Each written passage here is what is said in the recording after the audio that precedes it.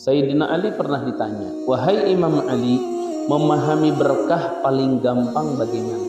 Apa kata Sayyidina Ali? Ambillah pelajaran dalam keberkahan itu dari kehidupan kambing, dan ambillah pelajaran dari tidak berkah kehidupan anjing.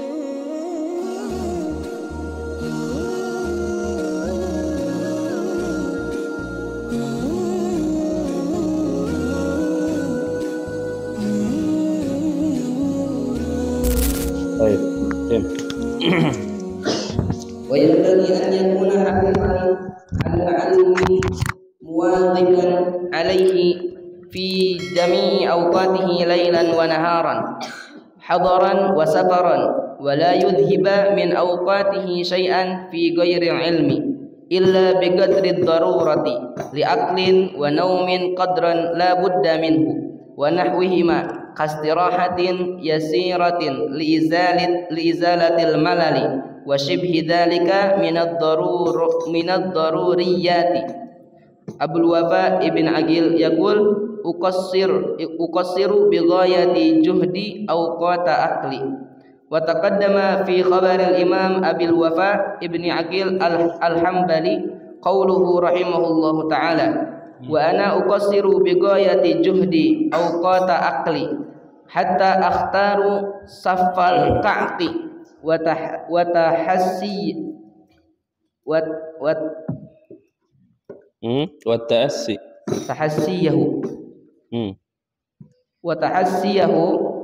بالماء على الخبز لأجل ما بينهما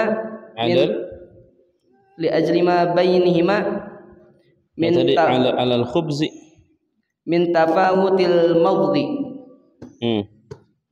توفرا على مطالعة أو تسطير فائدة لم أدركها فيه. وإن أجل تحصيل عند العقلاء بإجماع العلماء هو الوقت فهو غنيمة تنتهز فيها الفرص فالتكاليف كثيرة والأوقات خاطفة. انتهى والله أعلم. هذا yang barusan dibaca itu sebenarnya nasihat penting. Ibrahim, siapin pulpen. Nasihat penting bahwa kita ini harus menjalankan sesuatu yang sedikit berat. Apa yang berat? Tanzimul awqat, membagi waktu dengan baik. Istilahnya waktu murajaah, waktu mutala'ah, waktu membaca, waktu mendengar, waktu belajar, waktu mengajar. Harus latihan mengajar. Waktu tidur, waktu salat, waktu bersih-bersih, waktu benah-benah, waktu makan, itu istirahat. Makanya yang selalu diingat ucapan Al-Imam Al-Ghazali. Imam Ghazali selalu mengatakan tentang apa? Tentang tanzimul awqat, membagi waktu dengan baik. Itu yang paling cepat melahirkan keberkahan, paling cepat. Ya. Jadi kalau orang hidupnya ingin berkah, ngatur waktu. Waladi, itunya 2, benahin aja. Ayo, benahin aja tuh, sama Syaugi kasih. Benahin ke sana, ke atas sana.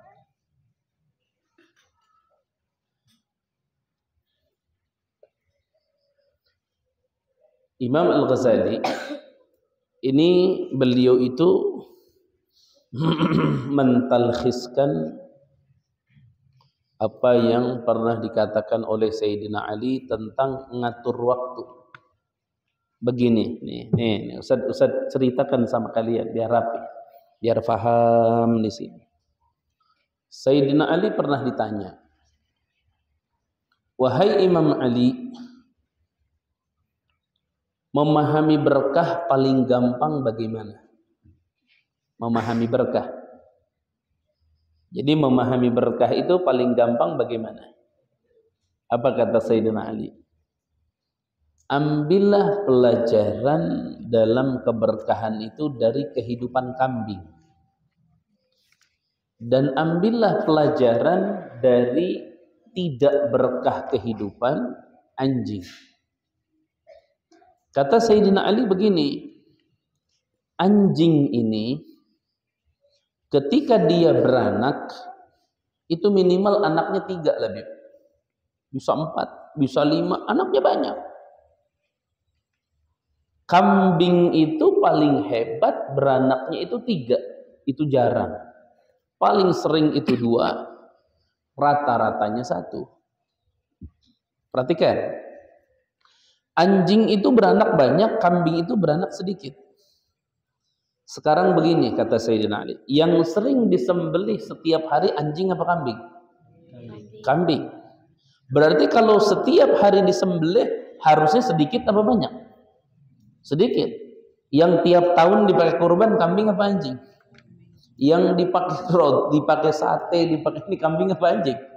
Kambing. Isma, kambing itu beranaknya sedikit, tiap hari dipakai tidak berhenti-henti, tiap hari disembelih tidak berhenti-henti, tapi kambing itu tetap banyak. Sekarang di Cipetir banyakkan kambing apa anjing? Kambing, padahal kambing disembelihnya sembelih, itu berkah. Akhirnya Sayyidina Ali ditanya, kenapa kambing bisa seperti itu dan anjing bisa begitu? Apa kata Sayyidina Ali? Karena kambing ini ketika malam datang jam 9, jam 10 dia tidur. Sebelum subuh dia bangun. Kalau anjing itu semalaman nggak tidur-tidur, ba'da subuh baru tidur. Makanya pola hidup manusia dalam mengatur waktu tidur di malam hari seperti kambing, dia akan berkah. Tapi kalau pola hidupnya seperti anjing, dia akan musnah, tidak akan berkah. Nah, tinggal ente ini kambing apa anjing gitu. Hah? Berarti kalau jam 12 santri masih belum tidur, namanya apa? Anjing namanya. Jadi kalau Labib ada yang malam-malam tidur, itu anjing berarti. Nah, hidupnya jarang berkah. Kalau mau berkah, liatin kambing. Dia awal waktu tidur jam 3 dia bangun. Kambing juga lihat.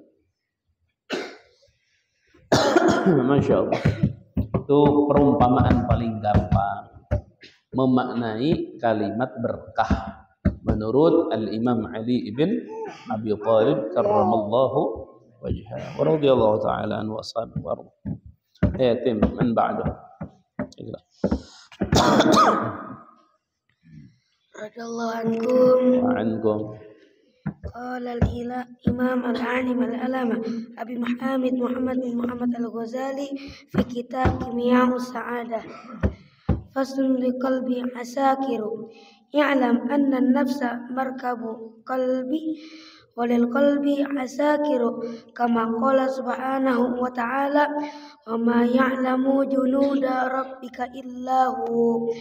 Wal qalbu makhluqun lil amalil akhirati talaban li sa'adatihi wa sa'adatuhu ma'rifatu rabbih azza wa jalla wa ma'rifatu rabbi ta'ala tahsulu lahu min sun'illahi wa huwa min jumlati alamihi wa la tahsulu lahu ma'rifatu ajaibil alami illa min tariqil hawasi wal hawasu minal qalbi wal qalbu markabu summa ma'rifatu saydihi wa ma'rifatu syabakatihi Syabakah.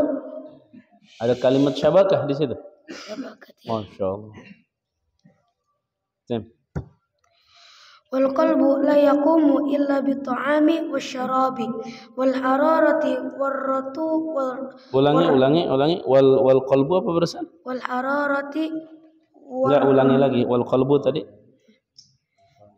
wal qalbu la yaqumu illa bi ta'ami wasyarabi wal hararati warratubati wa huwa dha'ifun ala khatarin min al-ju'i wal 'atashi fil batini wa ala khatarin min al-ma'i wan nari fil zahiri wa huwa muqabilun a'da'an katsiratan. Wallahu a'lam. Masya Allah. Usman umur berapa sekarang? Umur 11 mau ke 12. Berapa? 11 mau ke 12. Di situ demik nggak kedengeran sama Abu ya. Berapa? 11 mau ke 12. 11 mau ke 12. Insyaallah. Barakah. Syuf auladi barakallahu fikum. Isma. Umur 11 tahun sampai 12 tahun. Di zaman ini sudah langka baca kitab apa langka. Itu yang disebut manusia-manusia yang mulia, yang langka-langka. Pertahankan itu terus. Kalian yang baru baca kitab, baca, biasakan. Yang ada harokatnya, yang tidak ada harokatnya, mesti dibaca kitab itu. Ya, latihan terus. Ini Masya Allah, kaitan tentang hati itu sebenarnya sulit untuk membicarakan. Contoh gini nih, Isma. Di dunia ada sebuah pecahan dari Islam, namanya agama apa sih namanya? Druz.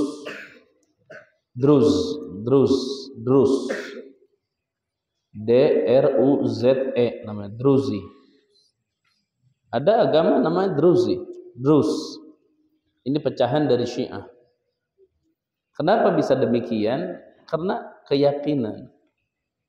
Makanya hati itu kalau tidak betul-betul dipanteng dengan hidayah dari Allah, dengan kita memohon terus hidayah dari Allah dan mengikuti petunjuk Rasulullah, hati itu bisa lebih sesat daripada pemikiran. Bahaya. Ya. Makanya summiyal qalbu li'annahu yataqallab. Dikatakan hati dalam bahasa Arab qalbun li'annahu yataqallab, karena dia berpindah-pindah. Ada santri masuk pesantren, nggak betah dia, nggak betah di pesantren, nangis, nggak betah di pesantren, nangis. 2 hari 3 hari dapat hidayah dari Allah, akhirnya betah. Akhirnya diajak pulang sama ibu bapaknya, kamu enak pulang dulu, kita liburan dulu. Anaknya enggak, ya. Saya mau di pondok. Ada yang begitu. Al-qalbu yataqallab.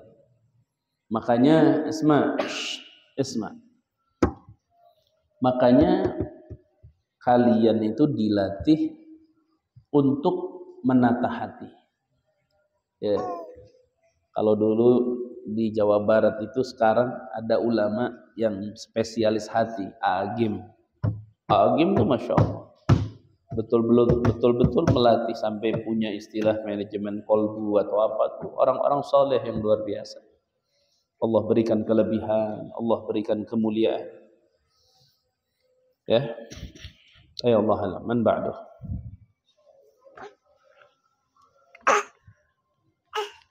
Bismillahirrahmanirrahim. Radhiyallahu ankum. Wa antum. قال الإمام الحبيب عن العلامة أحمد بن زين بن علوي الحمشي الحسيني الحضرمي الشافعي في كتابه شرح عينية إلى أن قال سيدنا الناظم نفعنا الله به وعليك بالصبر فلا تعدل به شيئا بالشكر الأتم الأوسع فالصبر قطب المدير الإسلام والإيمان وهو الدين كله ومعناه حبس النفس وقهرها على التزام مقتضى الشرع وهو أخو الشكر وهو أخو الشكر من وجه أخو أبا أخو الصبر أخو الشكر أخوين هذا sabar itu saudaranya syukur. Sebenarnya bukan saudara, kembaran. Syukur sama sabar ini kembaran. Cuman bedanya tipis. Kalau syukur selalu berteman dengan nikmat, kalau sabar selalu berteman dengan ujian. Siapapun yang punya sabar, dia akan punya syukur. Siapapun yang punya syukur, dia akan punya sabar. Sayap ini. Nanti kalau lihat burung terbang itu kan tinggi pakai 2 sayap. Manusia itu bisa terbang tinggi dengan dua sayapnya dia. Apa dua sayapnya itu tadi? As-sabru wasyukru. Innallaha ma'as sabirin.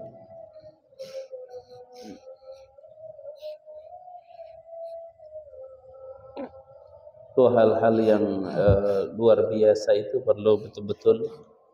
Makanya tadi pas di Masjid Jami itu, kenapa Ustaz cerita tentang iman Islam? Karena gini, umat Islam sendiri dia merasa bahwa iman ini bukan nikmat dari Allah, sehingga biasa aja, tidak dijaga, tidak dirawat. Padahal kan iman bisa hilang, makanya mesti dijaga betul-betul.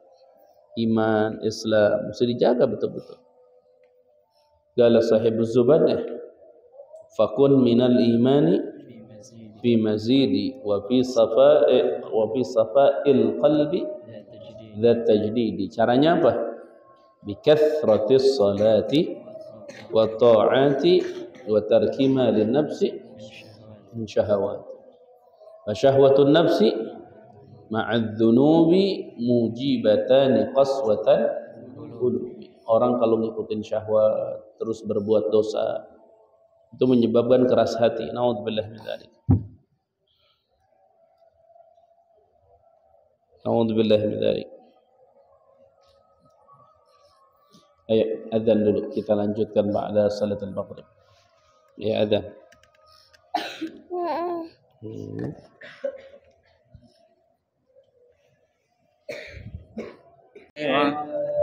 Ayo ikut.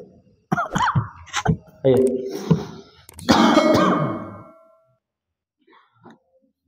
وهو الشكر وهو أخو الشكر من وجه وعينه من وجه فإن الشكر لا يكمل إلا بالصبر ومن صبر فقد شكر نعمة الله عليه فإذا تعارض أمر نفسي وديني وقدمت أمر الدين على أمر النفس وقدمت أمر الدين على أمر النفس فقد تحققت بمقام الصبر في ذلك الأمر.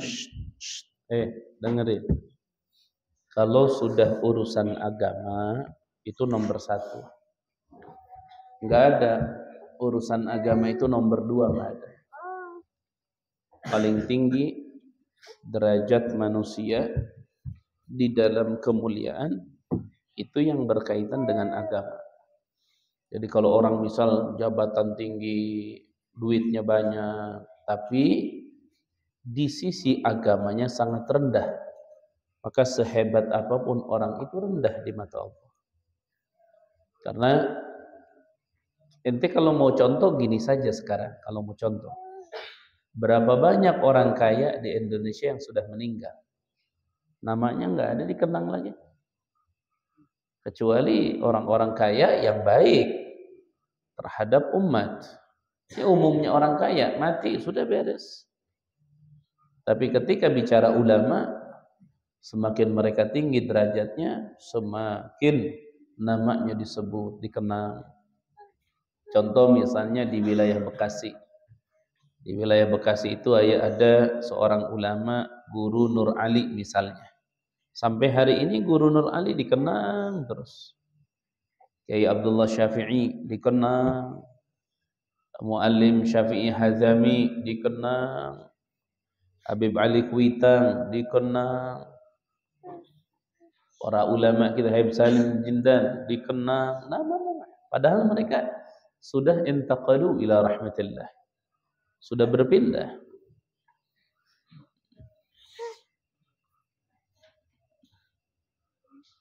Wa ahlul ilmi ba'da wafatihim ahya'u. Pemilik-pemilik ilmu itu setelah meninggalnya mereka tetap hidup. Kayak Imam Syafi'i. Imam Syafi'i itu wafat 204 Hijriyah. Imam Syafi'i wafat tahun 204 Hijriyah. Di mana wafatnya? Di Mesir. Dengan kondisi tahun dari 204 sampai saat ini yaitu 1447, Berarti kurang lebih dari Imam Syafi'i wafat itu adalah 1243 tahun.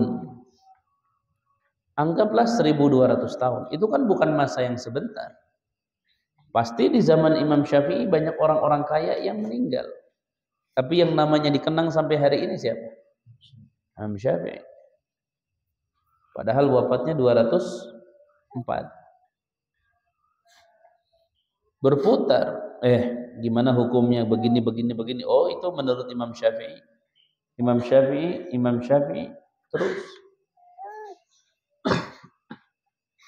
Terus dikenang semuanya. Semuanya dikenang. Makanya auladi barakallahu fikum, manusia itu di dunia tidak akan abadi kecuali orang-orang yang berilmu. Kenapa? Karena mereka sekalipun wafat namanya tetap abadi. Allahumma ij'alna min ahli ilmi wa min ahli salah. Baitib. وقد ذكر الله تعالى الصبر في كتابه العزيز وأثنى عليه وعلى أهله وكرر ذلك كثيرا وكذلك أثنب فيه رسول الله صلى الله عليه وسلم وسائر أهل الله تعالى. وصبر يتنوع باعتبار تفاصيله، وصبر عن المعصية والشهوة، وصبر على الطاعة، وصبر في المصيبة، وصبر عن الشكوى أي إلى الخلق، وأما الشكوى إلى خالقه فهو محمود. Khalas. Sabar itu yang paling tinggi derajatnya itu di dalam hawa nafsu dan maksiat. Itu sabar paling tinggi. Sabar yang kedua itu adalah sabar ala ta'ah, atas ta'at. Sabar yang ketiga adalah alal musibah. Jadi sabar alal musibah itu ketiga. Pertama itu alal ma'siyah atau alal syahwah. Yang kedua as-sabru alal ta'ah. Yang ketiga as-sabru alal musibah. Nah, sabar alal musibah ini nomor 3. Qal Al-Habib Abdullah Al-Haddad, "Alaika bis-sabri fa'lam anna awwalahu murrun wa akhiruhu kasyahdi wad-darabi. Was-sabru kas-sibri murrun fi madaqatihi, walakin akhiruhu ahla minal asali." Sabr dhafar. Man sabara dhafira. Orang sabar pasti berhasil. Itu udah pasti. Santri yang paling berhasil yang paling sabar. Sabar. Pengusaha yang berhasil, pengusaha yang sabar. Orang tua yang berhasil, orang tua yang sabar. Dai yang berhasil, yang sabar. Semua. Kenapa mereka orang-orang yang sabar bisa berhasil? Karena tidak ada orang yang sabar di atas muka bumi terkecuali mereka selalu bersama Allah. Innallaha ma'as. Orang sabar. Makanya kalau santri nggak punya sabar, wah ngaco namanya. Belajar tapi nggak sabar, ya mesti sabar. Syauqi jauh ke Lampung, kan pengen pulang Syauqi ya, tapi dia belajar, sabar. Nanti pulang ngapain ke sana? Tapi di pondok belajar, akhirnya sabar. Syauqi nahan tangisan. Ibu bapaknya kemari ketemu setahun sekali baru berpelukan kayak apa? Teletabis. Berpelukan, nangis. Padahal tidak ada artinya. Kenapa? Karena orang yang belajar juga butuh sabar. Seperti orang yang bisnis butuh sabar, orang yang ngajar butuh sabar, orang yang usaha butuh, semua yang dagang butuh sabar. Semuanya. Wallahu a'lam bishawab. Bismillahirrahmanirrahim. Radhiyallahu ankum Wa ankum. min kitab Risalatil Qushairiyah lil Imam Qushairi rahimahullahu taala wa ardhah ila an qala babul ubudiyyati. Abu Ubudiyah. Ubudiyah apa abudiyah? عبودية هنا Ubudiyah. بعدين بيشرح. Tim. قال الله عز وجل واعبد ربك حتى يأتيك اليقين. Al-yaqin bermakna al-maut Al-yaqin bermakna al-maut. Wa'bud rabbaka hatta ya'tiyaka yaqin. Ibadahlah kamu kepada Allah sampai kamu mati. Najwan sini. Wa'bud rabbaka hatta ya'tiyaka yaqin. Wa'bud fi'il amr. Wa'bud dari kalimat abada ya'budu fi'il amr. Wa'bud rabbaka hatta ya'tiyaka yaqin. Al-yaqin bimana al-maut. Kenapa maut dikatakan yakin? Karena kita tidak ragu semua orang bakalan apa? Bakalan mati. Innaka mayyitun wa innahum mayyitun. Mereka akan mati, kamu pun akan mati. Tim. أخبرنا أبو الحسن الأهوزي وقال أخبرنا أحمد بن عبيد الصفار قال حدثنا عبيد بن شريك قال حدثنا يحيى قال حدثنا مالك عن خبيب بن عبد الرحمن عن حفص بن عاصم بن عمر بن الخطاب عن أبي سعيد الخدري وأبي هريرة أن رسول الله صلى الله عليه وسلم قال 7 يذلهم الله في ظله يوم لا ظل إلا ظله. Amin. Imamun adilun. Ini hitung sama-sama. Kita hitung sama-sama. Walad, dengar ya. Kita hitung sama-sama. Ada 7 kelompok yang akan mendapatkan naungan dari Allah. Di hari tidak ada naungan terkecuali naungan Allah. Naungan itu maksudnya keselamatan. Jadi orang 7 kelompok ini pasti selamat. Tinggal ente nanti lihat coba ada di keseberapa saat ini. Makanya kata Nabi, 7 yudhilluhumullahu yawma la dhilla illa dhilluh. Pertama siapa? Imamun adilun. Siapa nih imamun adilun? Masuk nggak ente? Enggak. Bukan imam ente, bukan pemimpin. Kecuali kalau ente jadi pejabat nanti, jadi presiden. Ada di sini santri yang pengen jadi presiden? Hah? Nggak ada. Yang mau jadi gubernur? Nggak ada. Mau jadi bupati? Bupati nggak mungkin, karena ente laki-laki. Nah, yang mau jadi pati? Ada. Pertama imamun adilun. Terus yang kedua? Wasyabun nasha'a bi'ibadatillah. Allahumma ij'alna minhum. Anak muda yang getol ibadah. Ingat-ingat, anak muda yang getol ibadah. Wasyabun nasha'a fi ibadatillah. Anak muda, kalian anak muda nih. Getol ibadah. Tuh masuk kategorinya. Muzaid, anak muda tuh getol ibadah. Wa syabun nasha'a fi ibadatillah. Ibadah. Allahumma ij'alna minhum. Ya Allah. Terus ketiga, wa rajulun qalbuhu mu'allaqun bil masjid idza kharaja. Rajulun qalbuhu mu'allaqun bil masjid. Laki-laki yang hatinya terus-menerus berkaitan dengan masjid. Insyaallah bentaran lagi kita punya masjid sentral nih. Insyaallah mudah-mudahan beres di bangunan. Ya. Karena belum ada donatur tetapnya ini bangunan masjid. Dihitung-hitung sudah hampir 300 juta ini habis. Segede gini, segede emprit.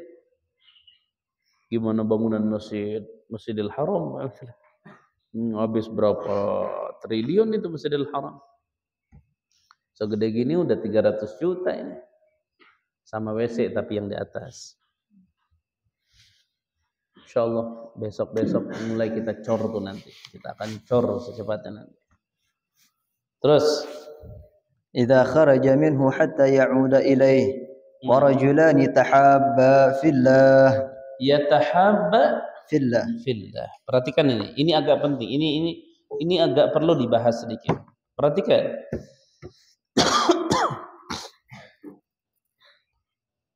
Orang yang akan selamat di akhirat yang keempat adalah orang-orang yang membangun kecintaan karena Allah. Itu dalam Al-Quran Allah berfirman, Al-akhillau yawma idhin ba'duha li ba'din adu illa al-muttaqin. Al-akhillau, pertemanan atau kekasih, persahabatan. Yauma idzin, pada hari kiamat kata Allah, ba'duhum li ba'din adu. Sebagian mereka dengan sebagian akan menjadi musuh. Maksudnya akan menjadi musuh apa? Akan saling menuntut. Cinta yang dibangun antara laki-laki dan perempuan di yaumil qiyamah akan menjadi musuh. Cinta yang tumbuh antara anak dengan orang tua di yaumil qiyamah akan menjadi musuh. Cinta di antara perempuan bersahabat dengan perempuan, laki-laki bersahabat dengan laki-laki, tumbuh cinta akan jadi musuh sebagian di antara mereka dengan sebagian yang lain. Semua. Cintanya guru dengan murid akan jadi musuh. Kecuali illal muttaqin, kecuali orang-orang yang membangun cinta itu karena ketakwaan. Guru dengan murid ada cinta karena ketakwaan kepada Allah, nah sudah di yaumil qiyamah bakalan selamat. Anak dengan orang tua dibangun kasih sayang karena Allah, akan menjadi selamat. Laki-laki dengan laki-laki bersahabat, mereka membangunnya karena Allah, akan selamat. Perempuan dengan laki-laki jatuh cinta, mereka bangun dasarnya Allah, akan selamat. Pokoknya semua yang dasar cinta dan persahabatan adalah Allah, maka persahabatan itu akan menjadi keselamatan di yaumil qiyamah. Ente sekarang nih, santri Ribat Nurul Falah jumlahnya sekian, satu sama lain bersahabat. Tinggal kalian tanya, kalian membangun persahabatan karena Allah apa bukan? Bukan Ustaz, musuh-musuhan nanti di yaumil qiyamah. Akan saling menuntut nanti di yaumil qiyamah. Akan saling menagih, kamu dulu ketika di Ribat Nurul Falah, kamu ambil barang saya, balikin sekarang. Di yaumil qiyamah nggak bisa. Jadi musuh. Al-akhillau yawma idzin ba'dhuhum li ba'din adu illal muttaqin. Kecuali orang-orang yang bertakwa. Kalau yang bertakwa, sudah persahabatannya akan menjadi penyelamat di yaumil qiyamah. Makanya santri harus cinta kepada guru karena Allah. Guru harus cinta kepada santri karena Allah. Sahabat dengan sahabat karena Allah. Suami dengan istri karena Allah. Bagaimana tahu kasih sayang kita ini karena Allah? Ketika dibangun dalam kebersamaan itu ibadah kepada Allah. Jadi kalau ada santri mengingatkan sahabatnya kebaikan, itu namanya persahabatan karena Allah. Jadi kalau ada santri yang diingatkan marah, itu mah sama dengan Dajjal itu mah. Kalau ente mau tahu Dajjal di akhir zaman siapa? Yang diingatkan kebaikan dia marah, itu Dajjal. Jangan, udah jadi anjing Dajjal lagi. Maksudnya anjing apa? Tidurnya nggak teratur malam-malam. Terus teratur.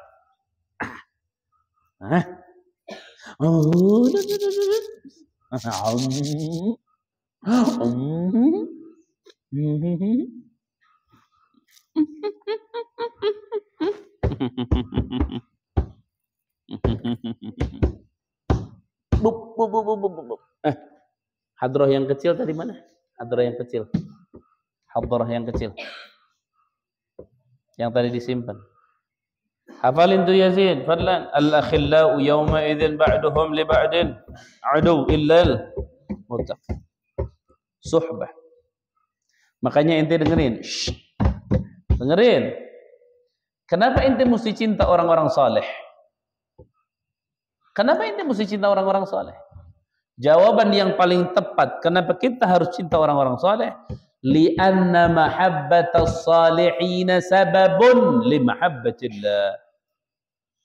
Kecintaan terhadap orang saleh itu sebab kita cinta kepada Allah. Kenapa? Karena cirinya orang soleh akan terus mengajak kita kepada Allah. Makanya kalau ada orang dianggap soleh tapi ngajaknya bukan ke Allah, itu bukan orang soleh, bukan.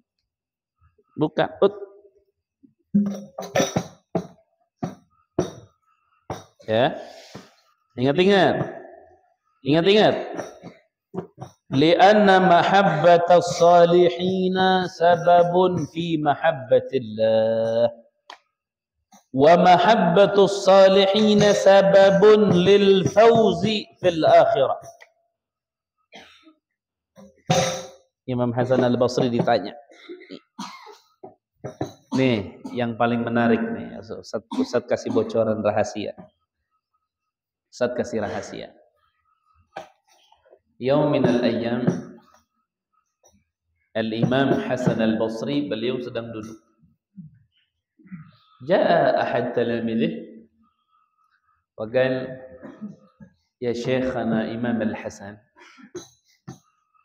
قال لماذا نحن مأمورون بحب الصالحين؟ قال ايش منفعة؟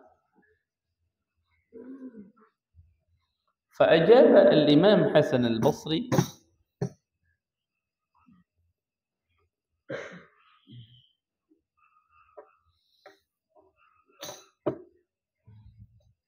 akhirnya Imam Hasan al-Basri menjawab.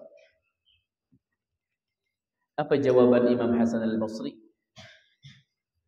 Ketika kamu mencintai orang-orang saleh, maka namamu akan ada di dalam hati orang saleh.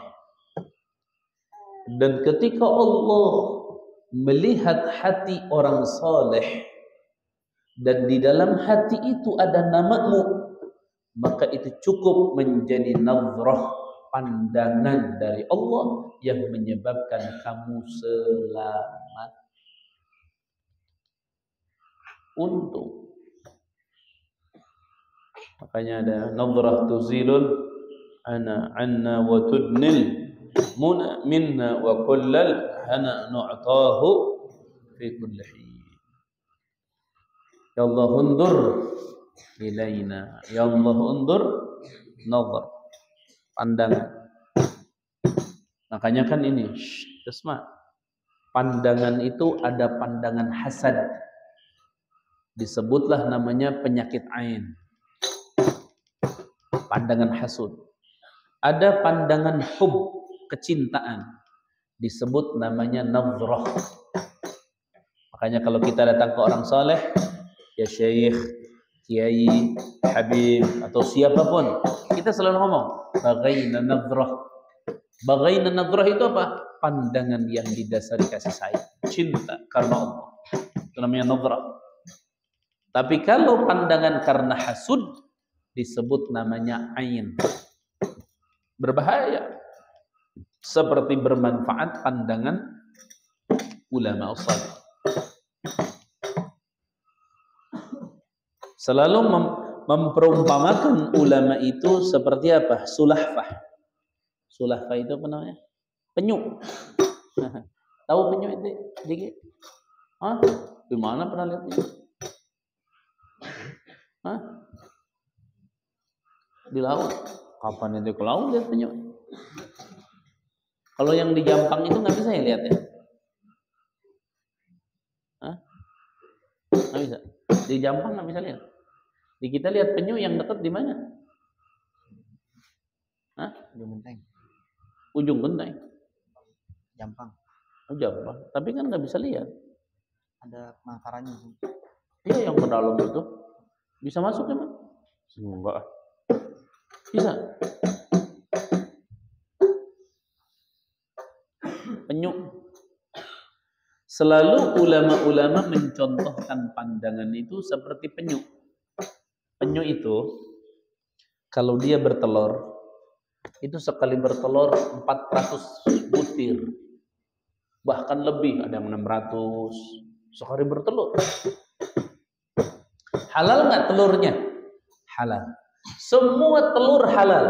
Telur ular halal. Kalau santri misalnya, aduh lapar nih pengen rebus telur, ada telur ular, rebus aja.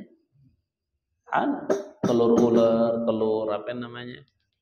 Kadal, telur cicak, telur. Kalau telur kerbau itu nggak halal itu. Haram telur kerbau. Apalagi yang di kita yang bertelur. Kalau ayam udah jelas halal, ayam halal. Bed itu halal, telur itu halal. Halal, telur.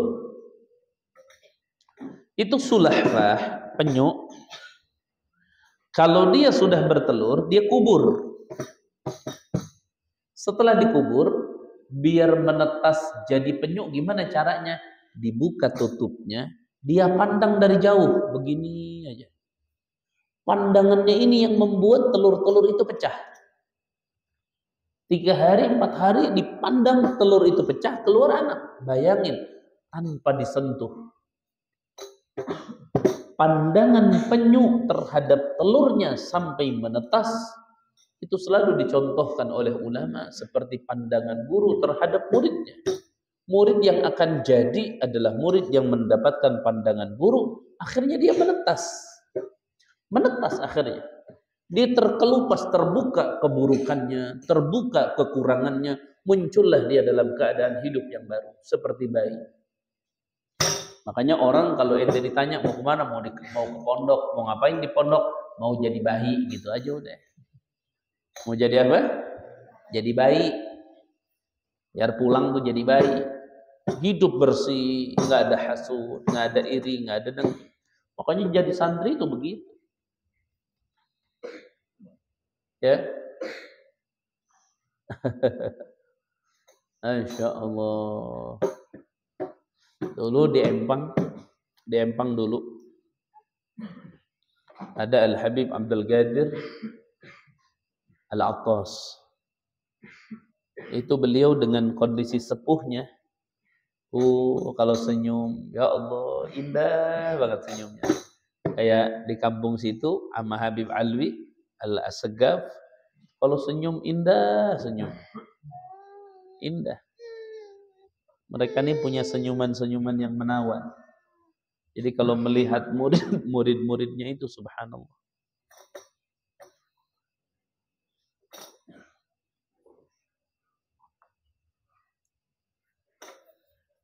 Insyaallah. Allahumma rzuqna. Allahumma ij'alna minhum. اجتمع على ذلك وتفرقا عليه ورجل ذكر الله خاليا ففاضت عيناه ورجل Yang berapa دعته itu? Yang kelima. Laki-laki, perempuan yang zikir kepada Allah sembunyi-sembunyi. Terus ورجل دعته امرأة ذات حسب وجمال فقال إني أخاف الله تعالى. Wah, ini paling susah Yazid. Paling susah Yazid. Yazid ditemui perempuan cakep luar biasa. Tinggi, putih, mancung. Wah, baik, lembut. Ngomong ke Yazid.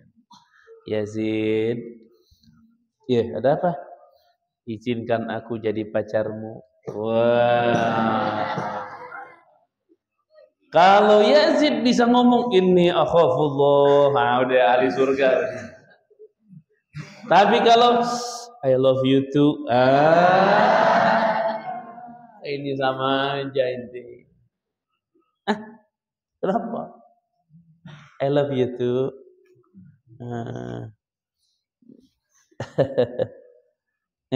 Gini nih pokoknya nih.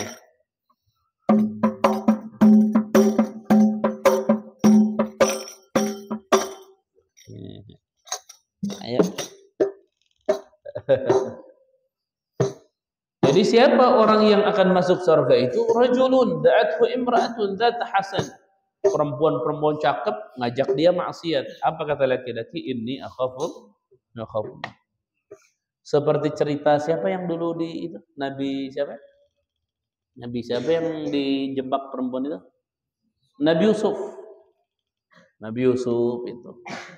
Yang kedua siapa lagi yang dalam sejarah dijebak perempuan? Yang itu, yang masuk ke goa itu. 3 laki-laki yang masuk ke goa, mereka tertutup sama batu. Akhirnya yang satu kan salah satu kebaikannya apa? Dia ingin meniduri sepupunya yang cantik. Kata sepupunya, oke, saya mau tidur sama kamu. Tapi buktikan dulu 40 hari kamu beribadah tanpa putus. Laki-laki ini ibadah. Saat 40 hari perempuannya datang. Ayo, aku siap tidur denganmu. Laki-laki itu mengatakan, aku takut kepada Allah. Tua. Sama siapa lagi? Rajulun misik. Ada dalam sejarah rajulun misik. Di zaman Nabi ini. Rajulun misik itu siapa? Anak muda laki-laki yang tampan soleh, pedagang keliling. Tidak disebutkan dia dagang apa, tapi kiai-kiai kita selalu menyebutkan ada yang dagang cobek, ada yang dagang kompor, macam-macam itu. Kiai aja namanya. Kalau mereka ceramah kan cari yang asik mereka. Laki-laki itu pedagang keliling. Udahlah kalau di ribat mah kita contoh ini dia dagang tahu bulat. Laki-laki itu pedagang keliling. Isma, ini pedagang keliling. Karena dia ganteng, dia soleh, ada seorang putri jatuh cinta. Akhirnya si laki-laki itu digoda berhari-hari, tidak tergoda. Kalau Rivaldi yang digoda, jangankan 3 hari, sedetik aja langsung, bener neng, iya deh. Langsung langsung, tapi nggak langsung juga sih, karena kan nggak ada yang godain dia. Nah, ini digoda sampai berhari-hari. Susah nggak? Dengerin deh, digoda sampai berkali-kali. Laki-laki nggak mau. Satu waktu dijebak. Kata si tuan putrinya ke pembantunya, khadamah sini. Iya. Nanti kalau si amang dagang keliling itu lewat, kamu panggil dia. Bilang ada yang mau beli, tapi orangnya sakit, belinya di kamar. Nanti kalau laki-laki sudah masuk kamar, kunci dari luar. Siap tuan putri. Tungguin. Ini tuan putri, mantul. Bukan tukang cilok, bukan tuan putri. Akhirnya datang tuh tukang dagang, dibawa ke dalam kamar. Pas masuk ditutup sama khaddamah di dalam kamar. Allah. Ini. Kalau Labib yang masuk di kamar itu.